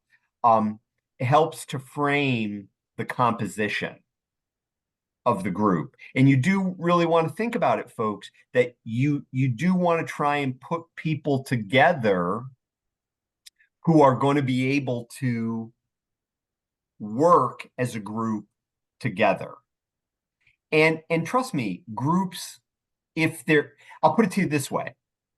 In the newly diagnosed group, because it was such a powerful and acute event in the folks' lives, the group was able to tolerate a wider latitude of lack of commonality because the experience that brought them together was such a powerful experience. If the experience, and I'll give another example of another group that I had the opportunity to lead, which was a bereavement group. And it was a bereavement group for people who had lost somebody as a result of a death related to complications to HIV/AIDS. So that group also was able to tolerate a lot of unique lack of commonality because, again, the thing that was the center of the group, was the purpose of the group, was the coalescing shared experience. So the more acute that experience is, the more difference the group can tolerate. The less acute that experience is, the more people have to be, as Lucian was saying, have to be more of a similar experience. So just keeping group composition in mind as well. Lucian, thank you for putting that on the table. I'm going to share my screen again. And I will underline again, folks, that if you indeed share these slides with anybody, or if you review these slides again, and there's only one slide you review out of this entire deck, please review this slide, the purpose of the purpose. Being able to answer the questions of why are we together? What are we doing while we're together? What are we getting out of being together? And again, the idea is that that keeps everything on track, focused, and intentional to the degree that it can. Excellent. All right. So I also wanted to include this idea of the difference, because we talked about the difference between group work versus case management. We also want to think about the differences between group counseling and individual counseling. There are, and these are several domains: setting, focus, therapist role, client interaction, skills required, benefits, and drawbacks. There are clearly differences here, and this is just a very simple and rough sketch of these differences, but I really do want to underline specifically skills required. And you'll see under group counseling, skills required: facilitation, group dynamics management, conflict resolution. Individual counseling: active listening, empathy, and building rapport. Again, this is a very simplistic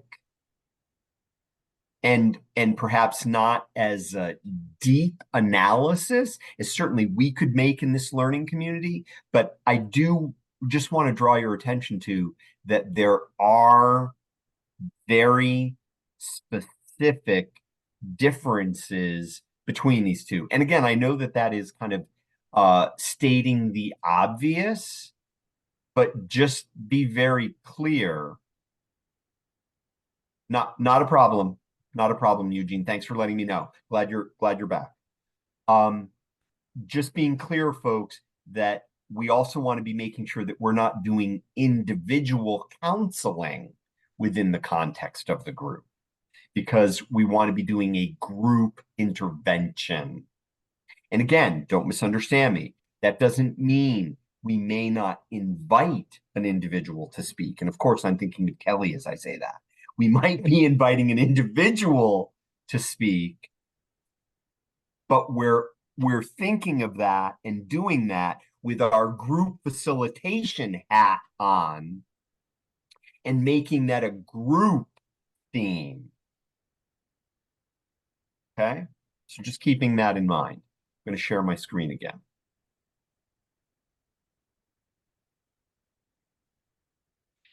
So I really do want to be very clear about this idea that, and we're gonna touch on this briefly, this idea that groups go through phases or stages of development. And as the facilitator, there is a benefit to our having awareness and understanding of these phases of development so that we can actually act or facilitate in a way that is responsive to advance the growth and the work of the group. Okay, so knowing that the group as a collective entity has a life cycle, and that as the facilitator, we want to be maximizing the momentum of each of the phases or the stages of group development in order to advance to the group being able to do its work. Okay, so keep in mind, it would be unrealistic to expect that day one that the group is going to be able to dive right in and accomplish the work of the group. Marin, you seem to have a reaction to that. What's your thought about why I'm making that statement?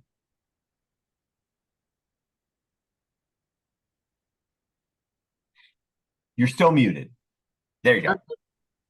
I think in any kind of work, it's a process, and especially when there's so many different personalities, even though there may be a common glue that binds them together, you're still dealing with individuals within a larger system, and I think that that takes time, for that to all kind of flush out over. It takes time. Yeah, absolutely. It definitely is a process. It definitely takes time. And I just want to add onto what Maren is saying that we want to be facilitating the work of the stage of development that the group is in.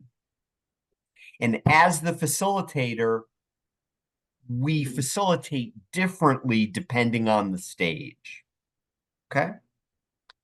And Mike writes in the chat, you have wide variation in the abilities of the different members of the group, challenges related, how fast you can move through issues.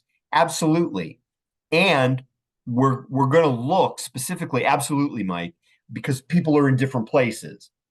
We're also going to look at, and absolutely. And Angela, when you say when clients are in different stages, do you mean stages of their own development, or what stages do you actually mean them being individually in different stages? Okay, so I have people that are in different stages of change, different stages of developmental abilities, different stages of their mental health recovery. So I have lots of differences. Yep. And Absolutely. sometimes they're all in the same group. Yep. And again, my question to Angela and anybody who would describe that wide latitude of differences, because keep in mind, no two people are the same, even if they share a common concern. They're going to be in different stages, they're going to be in different places, and that's all okay. But the question that I would invite Angela and everybody to reflect on is, what's the purpose of the group and why are these people together? So what's the purpose of the group and why are these people together? And go ahead, Angela. Yeah, go ahead. So where I'm working, some of the groups we can put similar patients at more similar stages in different areas together. Yeah. But in other groups, it's because you happen to be in admissions, so you're in this group, and that's the only commonality. Yep. And I still hold to my question of what's the purpose of that group that person who happens to be admissions is being put in. What's the purpose of that group? And the other thing that I will throw out, go ahead, Angela, do you want to comment? So most of those particular groups are more psychoeducational groups with different topics. Okay. But even still, talking about being flexible, you don't know what you're walking into. You prepare in a certain way, and when you get there, it could be a totally different audience in front of you because you don't know where they are. So typically I go in with more than I need. I have different handouts for whatever I may encounter, and I just use what's appropriate. And I don't want to use the word dumb down because that's not the word. Make the presentation a little bit more easier to understand for certain groups. And then sometimes we can delve into real more meat and potatoes of the presentation. But understood. You adjust based on the learning needs of the people present. But now that we're going to try to do more, not psychoeducational groups, right? Switching over, I still may have a similar group of people in front of me where there may not be a lot of similarity. And I will go back to, what is the purpose of the group? Because again, depending on the purpose, you can have wide latitude, and you help people to find their connection to the purpose and their connection to each other through the purpose. You notice how we keep going back to the purpose. Okay, so I don't have a purpose yet because I don't have this group developed yet, but we're working on it. Fantastic. And you know what? I wish that we could all get together in a month from now when Angela has that purpose before she actually does the group. And as a group, we could explore it together. Because Angela is outlining a very effective process. Develop the purpose, develop the guidelines, be clear about what people are going to get out of the group and what the expectations of the group are before anybody's butt ever hits the chair. And that's pre-group planning, folks. That's pre-group planning. Thank you, Angela. Really very helpful. So let's take a moment and let's really look at this idea of Tuckman's stages of group development. And keeping in mind that these are not pure stages, there's often back and forth, there's often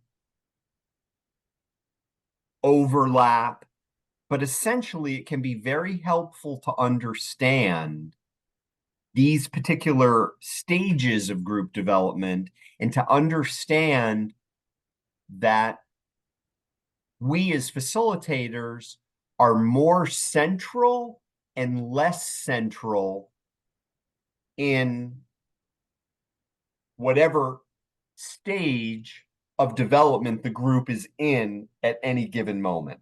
Now, I'm just going to say the titles of each one of these stages. There's description here, and we'll talk about each one of them, but I'm just going to say the titles of these because I want to ask the group a question, and I'm going to ask you to use your deductive reasoning in regard to this particular question. So there is the forming stage, and you'll see that this is a progressive, meaning over time duration. There's forming, there's storming, there's norming, performing, and adjourning. Now, adjourning is the conclusion of a particular group. And forming is the starting or the beginning of the group. The storming, norming, and performing are what happens in between the beginning and the end. Now, I'm going to take this down for a minute. I'm going to repeat: forming, storming, norming, performing, or adjourning. And I'm going to take this down for a minute because I want to ask the group a question. And again, I'm inviting you to use your deductive reasoning. I like the slide too, Paul. It's very helpful, and it's very helpful for me as a group worker to be aware of these stages of development. This is the question that I want to ask you. And whoever wants to unmute is more than welcome to answer this particular question. But thinking about these stages, forming, storming, norming, performing, and adjourning, which one of these phases do you think that the facilitator is more central and has a larger role? I love the look on Marin's face. Which one of these? I don't know if anybody caught that. But which one of these? Angela says none. I love that. Which one of these phases do you think the facilitator has a more central sort of role? And if you want to hazard a guess, why? So anybody who wrote anything in the chat, would you like to unmute and share your perspective? Dana wrote forming ? Angela wrote none, and Keisha wrote begin with adjourning end in mind. Yes, you definitely would want to be thinking about the end in mind if there is going to be an end. Absolutely. Mike says forming, someone has to lead. Jessica says, if any, forming to set the initial tone, guidelines, and purpose. Understood, Dana. And Marin writes forming to set the tone, but all in different ways. Okay. Does anybody want to unmute? Yeah, go ahead, Angela. And then we'll go to Paul as well. Yeah, go ahead. You put my none. first thought was forming, but then I put none because really the whole thing is about the clients. So they need to be right up front, no matter who's doing the work. Yep. So that was my opinion. Mm-hmm. Yes, and thank you for starting us off with that. And I will underline, in terms of what Angela's saying, I agree with her. And there are stages of group development where the facilitator is more central. You're active, and Marin, you alluded to this, you're active and present in all of them. And there are some where you're actually more front and center. And there's a reason for that. Paul, I see that you're unmuted as well. What's your take? Yeah. Well, I agree with everyone saying, I agree with everyone's take on forming, but someone also mentioned adjourning, and I was like, they're right, because at the end of it, once again, I believe the facilitator is kind of a central piece, because you help everyone kind of gather to the big point of the whole purpose of being in the group. I think you come to the conclusion, and sometimes you need someone to help people get to that, once you get to that point. Yep. So Yep. Yep. So you're making the case for forming and for adjourning? Yes, because the forming part is definitely about the guidelines. Because you have to have some kind of guidelines. Like I said, it's like Google Map. You have to be able to follow it so you know where you're going from beginning to end. Yep. Now, anything else in between, yep, you can just maneuver. Yep. And I think that's where the clients play the biggest part, because you help give them the idea of where from beginning to end. Yeah. But it's up to them to really take the steering wheel and drive. Yeah. Okay. Okay. Yeah. And keep in mind, and I want to underline what Paul says, and Lucian, I see that you've been practicing muting and unmuting. That's great. Yes. And I want to invite you to say anything if you want to. And I see Marin has her hand up too. And I want to underline something that Paul said, because I love his imagery, which is you want them to take the steering wheel and drive. And that is true. And you are still facilitating even when they're driving. And your are you okay with that, Paul? Yeah, okay. So you're still facilitating even when you're driving. The group doing its work doesn't mean you sit back and do nothing. Just so we're clear about that. And I didn't think you were implying that, Paul. Lucian, did you want to comment? And then we're going to go to Marin and then to Mike, because I see Mike is unmuted as well. Go ahead, Lucian. Yes. I was thinking maybe not into what come to my mind. I was talking about storming and joining. Because when I look at this storming, I'm looking where the turbulence are. And as a facilitator, this is where I think you have to play a role of uh, adjusting the balance. I don't know if I'm using this. Yes, yes, I agree with you. And what I will say in regard to that is when storming is occurring, keep in mind that storming is sometimes directed at you as the facilitator, which is normal because it's testing. And sometimes it's directed at participants at each other. And that is absolutely normal. And there is a kind of facilitation that you do during that stage of development. And again, you're helping people to still connect with each other and helping them to be able to take the steering wheel to come to the norming and the performing. Yep. Excellent. Thanks, Lucian. Maren, the floor is yours, and then we're going to go to Mike. With the analogy that was used about the steering, and I love Yeah, that too.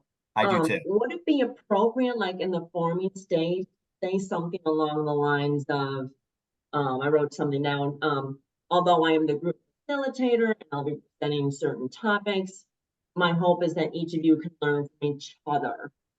Kind of like some sort of an introduction, or, I'm curious about what other people's, experiences with saying something like that. Absolutely. Absolutely. And I'll tell you, Maren, there's actually a phrase that can be used to describe what you just said, which is called a hope statement.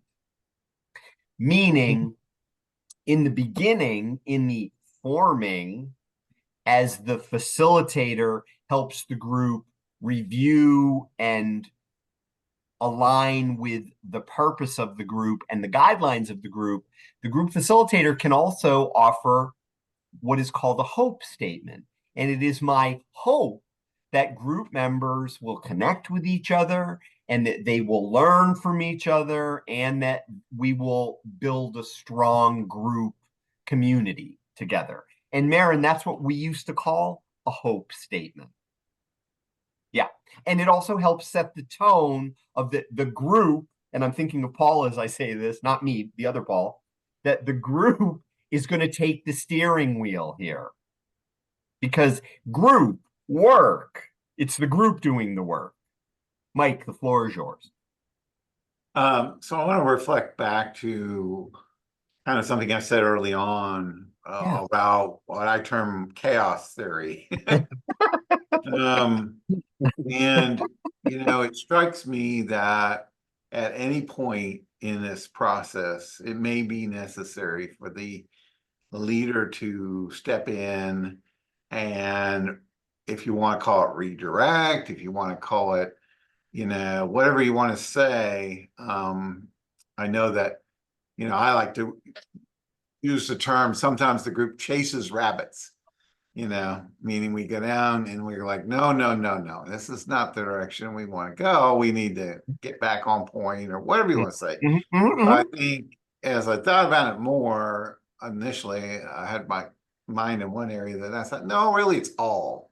Could be all. It just depends. So that's all. Agreed. 100. Paul, don't lose your thought. 100% to what Mike is saying. And that's part of the facilitation. I will repeat, based on what Paul said earlier. Yes, we want the group to take the steering wheel when it is in the norming and performing stage. They're doing their work, and we are still facilitating. And again, sometimes we're facilitating just by being present, and sometimes we're facilitating by saying, group, the theme that we're focusing on right now is this. We've gone off on a tangent. Let's come back to this. We're assisting the group in doing its work. Point well taken, Mike. Go ahead, Paul. The floor is yours. Well, that was my whole point of the analogy with Google Map. The facilitator is the Google Maps. It's up to the group. Now, how fast you get there is going to be up to the group. But you know the route you're taking. Yes. So that's what I'm saying, that no matter what, you're still assisting. Yes. You never lose that. Yep. But you allow the client to do what they need to do in order to get to where they need to be in their own time. Yep. But this is how we're gonna, you see the road, this is how we're gonna take this road here, we'll go there, we're gonna go there. And if you need to veer off, you veer off, but you can, as a facilitator, you help them get back on the road to where they need to be. Yep, absolutely. Great analogy. Great analogy. So I'm going to share my screen again, folks. And, we could spend much more time, and alas, we don't have the time, but we could spend much more time focusing on these stages of development. And I invite you to review this slide I invite you to talk with your colleagues about it. I invite you to reflect on your own experience. And there are really only two other things I want to say. And this is connecting a little bit to what Paul said earlier, which is that in the forming stage, the facilitator is particularly central and present because you are establishing the safety reference point and the focus point of the group, and helping people to make connections and helping them and normalizing for them that, of course, it would be natural. Part of them wants to be there, part of them doesn't want to be there. And that they may, because of the pre-group interview, if you've had the opportunity to do that, you may be the only person they really know in that group. So they may feel particularly safe with you.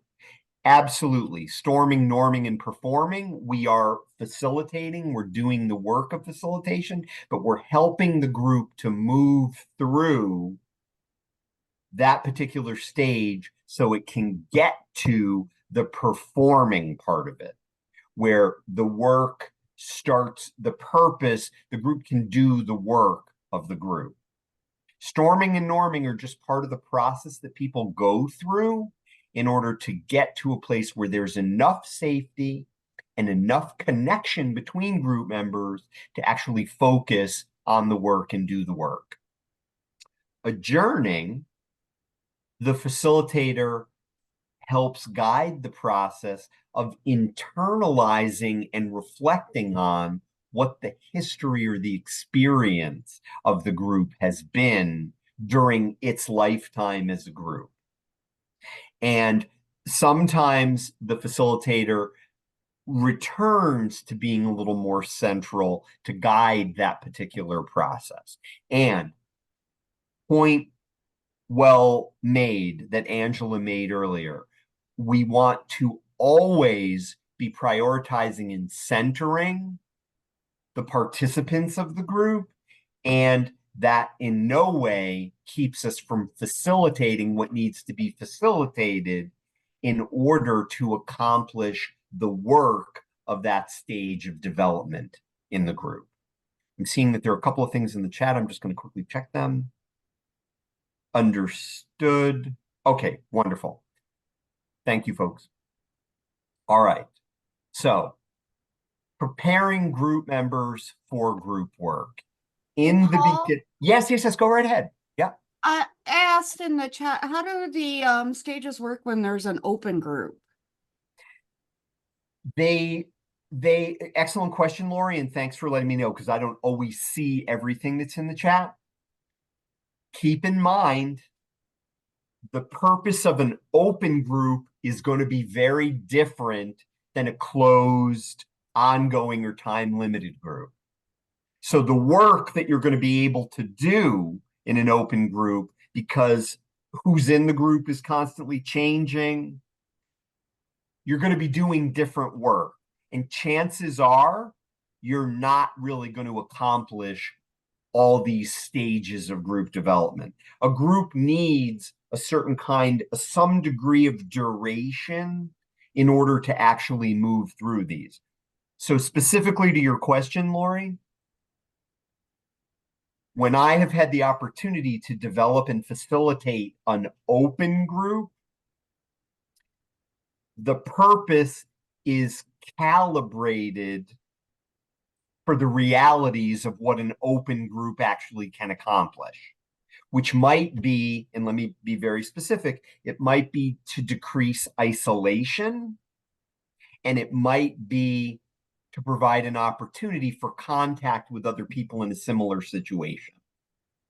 Okay, so chances are you're not going to be able to develop the kind of connections unless in an open group there starts to be core group of attendance, because you can have that experience too, where like 6 or 7 of the same people keep dropping in.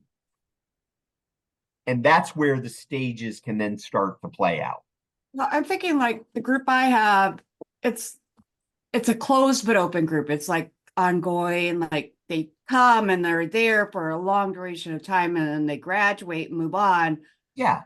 New people are coming and joining. Yeah, that's an ongoing group with addition that it's okay. It's an open group, but it's an ongoing group that has a rotating membership because people graduate out and new people come in. And keep in mind, when anybody new comes into the group to some degree can revert back to the forming stage because I don't know you. And is it safe for me? And again, that's where, and I remember some people talking about this in our first day together, where some people will say, oh, we have some new people in the group today, people who've been here before. Can you tell our new members of the group what the guidelines are for this group or what it's like to be in this group? Okay. So that can be a way of helping ongoing existing members to incorporate new people. But keep in mind, that's a particular kind of facilitation because if you're bringing new members into the group, you have to help them integrate into the existing group. And sometimes that can be more effective than other times because there can be subgrouping. And there can be like, well, we don't want new people in here. So that needs to be facilitated. And Lori, I would go back to the same question that I repeated 3 times for Angela, which is, what is the purpose of that group? And how do we facilitate so we stay focused on that purpose? Excellent question. I'm going to share my screen again. Oh, something just came in the chat from Angela. Let's see. Yeah, and Kim is mentioning that's how my groups work, rotation open in a 16-week outpatient substance use. Yeah, so Kim, you're probably consecutively integrating new people into the group. And Angela writes, new additions often changes the dynamic. Let me just say this, Angela, and I love the way you put that. New additions change the dynamic. And I'll give a concrete example, folks. This is part 2 of a 2-section. If in part 2, 10 new people joined us, which 10 new people didn't, but if 10 new people joined us, guess what, Angela? It would change the dynamic. And that's in a 2-day opportunity to be together. Okay, so just keeping that in mind. And I love that awareness.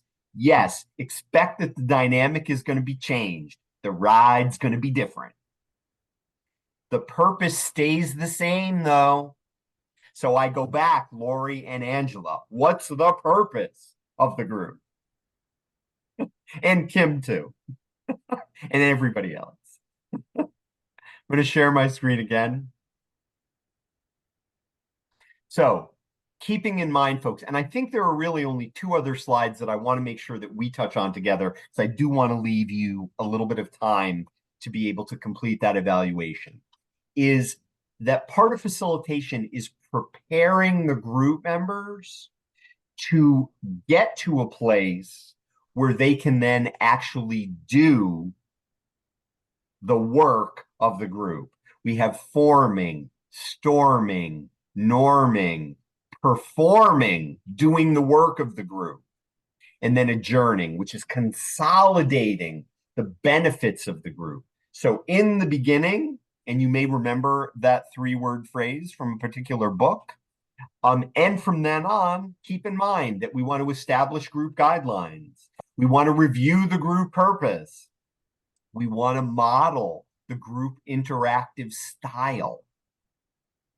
And we want to link group members to each other, especially in the forming stage, through commonality. And we want to foster intra-group member connection. And I'm thinking of Brittany as I say this because of that wonderful sort of reaction you had to the article. And we as the facilitators can foster, oil our necks, observe, scan the room, start by inviting one person, but then looking away from them. We want to foster intra-group member connection, not group member facilitator connection. Yes, there has to be some sort of connection or safety. We want to prioritize, to Angela's point, we want to prioritize the intra-group member connections. Establish and maintain group safety. We do that through every stage. We are that safety reference point. The facilitator is the embodiment of the safety point for the group. And it's funny, I'm going to take my screen down for just 1 minute because I want to tell you something that I observed once that's related to that point, which is I had the opportunity at one time to provide ongoing supervision for 40 clinicians who were leading groups. And I would meet with them for group supervision. And many of them were leading the groups in pairs. So it was 2 facilitators to every group. And I will never forget observing a group. What article are you referring? Kim, which article? Because we've had the first one that we sent to everybody. I shared the link for the book, and I am going to tell you another article before we conclude today. So it could be that third one that I haven't underlined at this particular moment. But I'll just tell you, I observed these 2 group facilitators. So I had the opportunity to sit in on their group and watch them co-facilitate and then have supervision with them. Well, guess what they modeled for the group? Fighting and disagreeing with each other in the group. And it was very powerful because, you know, they disagreed on this particular point, and then they started having this back and forth. And these are the 2 facilitators. Again, it happens, folks. Stuff like that happens. We can step back from that. But again, the thing I want you to keep in mind is you are modeling, you and your co-facilitator are modeling how to talk with each other in the group. So just keeping that in mind. So I will just finish this up, and then I will mention that article that Kim is asking about, and then I will give you time. So we are moving toward decentering ourselves as the facilitator so that we can get out of the group's way, and to use Paul's metaphor, so they can take the steering wheel and do the work that they need to do. And as Mike also said, there are times when we still need to step in and do a group intervention in order to facilitate them continuing to do their work. And we set the stage for the group to work. We let the group do its work, we guide the group work, and we facilitate the group working together.